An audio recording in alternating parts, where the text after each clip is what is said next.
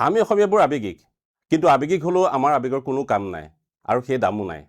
কাৰণ আমাৰ আৱেগৰ কোনো স্থিৰতা নাই, যেনেই তেনেই ঢপলিয়াই যায়।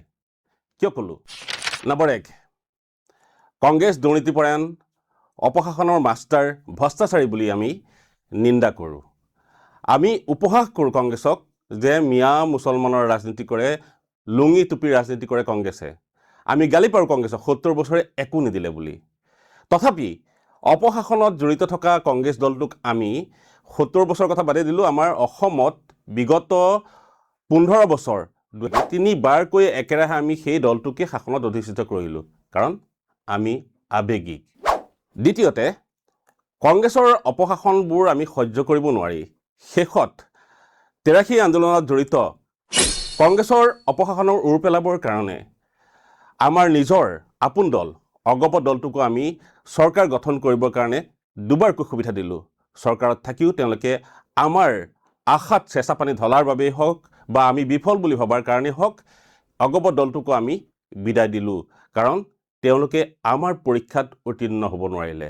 আমি বিদায় দিলোঁ কাৰণ আমি আৱেগিক আৰু আমাৰ আৱেগবোৰ মিছা আছিল, ভুল আছিল বুলি আমি নিজেই প্ৰমাণ পালোঁ।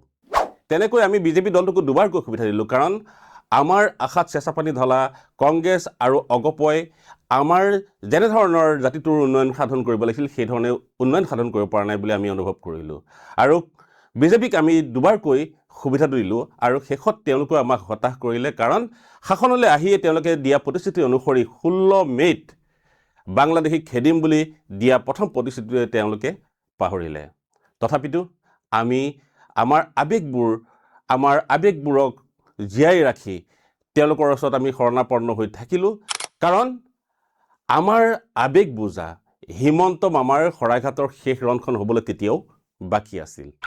পুনৰবাৰ আমি উঠি গ'লোঁ আৱেগিক হৈ, কাৰণ ক'ভিড কালৰ বিপৰ্যয়ৰ সময়ত মামাই দেখুওৱা মহানুভৱতাৰ বাবে আমি আমাৰ আৱেগক তেখেতৰ সেই মহানুভৱতাৰ ওচৰত পমাই পেলালোঁ। কিন্তু এইবাৰ কাল ধুমুহাৰ দৰে আহিল কা আন্দোলন। কা আন্দোলনৰ ধুমুহাই সকলোকে উৰুৱাই নিলে।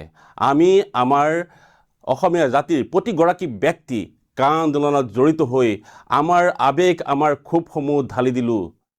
কিন্তু শেষত সেই সময়তে আহিল মামাৰ মোগলৰ শেষ ৰণখন, আৰু মোগলৰ শেষ ৰণখন অহাৰ লগে লগেই আমি আমাৰ আৱেগবোৰ ক'ৰবাতে হেৰুৱালোঁ। কাল ধুমুহাৰ সতে হয়তো সেয়া উৰি গ'ল আৰু আমি আমাৰ আৱেগবোৰ পাহৰি তাতেই এৰি থৈ আহিলোঁ।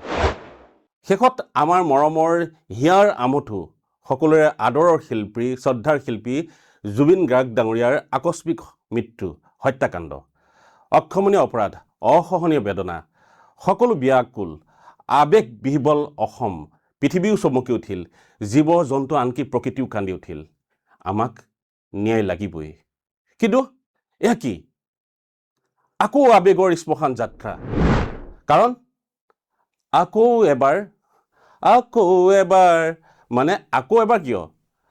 বাৰে বাৰে দিম, বাৰম্বাৰ দিম, হাজাৰবাৰ দিম, কিন্তু আমাক আমাৰ মৰমৰ শিল্পী জুবিন গাৰ্গৰ হত্যাকাণ্ডৰ উচিত বিচাৰ লাগিবই, জুবিন গাৰ্গৰ ন্যায় লাগিবই। তেতিয়া এবাৰ কিয়, হাজাৰবাৰ দিম, তোমালোকেই শাসনত থাকা, তোমালোকেই শাসন কৰা। নাই, নালাগে, আমাক একো নালাগে। আমি আৱেগিক, আমাৰ আৱেগবোৰ এনেই আহি যায় আৰু, কাৰণ আৱেগবোৰ এনেই আহি যায় আৰু। পলিটিক্স কৰি যোৱা বন্ধু, বাৰে বাৰে ভোট দি তোমাকেই জিকাম। পলিটিক্স কৰি যোৱা বন্ধু, চাউল দালি ফ্ৰী পাম, বাৰে বাৰে ভোট দি তোমাকেই জিকাম। পলিটিক্স কৰি যোৱা বন্ধু।